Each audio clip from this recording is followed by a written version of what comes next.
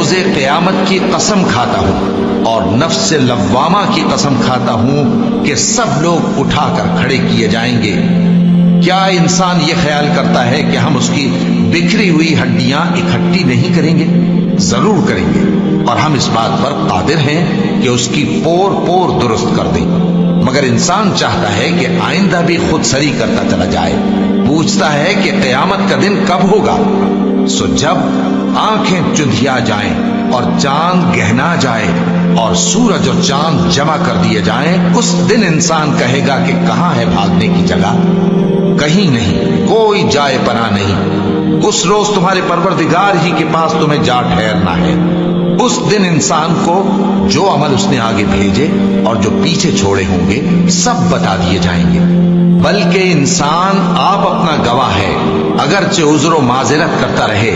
اور اے پیغمبر صلی اللہ علیہ وآلہ وسلم، وحی کے پڑھنے کے لیے اپنی زبان کو تیز تیز حرکت نہ دیا کرو کہ اس کو جلد سیکھ لو۔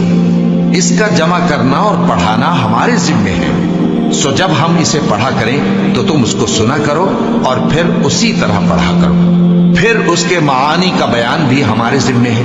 مگر لوگو، تم دنیا کو دوست رکھتے ہو اور آخرت کو چھوڑے دیتے ہو۔ اس روز بعض چہرے رونق دار ہوں گے، اپنے پروردگار کی طرف نظر کیے ہوئے ہوں گے، اور بہت سے چہرے اس دن اداس ہوں گے، خیال کریں گے کہ ان کے ساتھ کمر توڑ معاملہ کیا جائے گا۔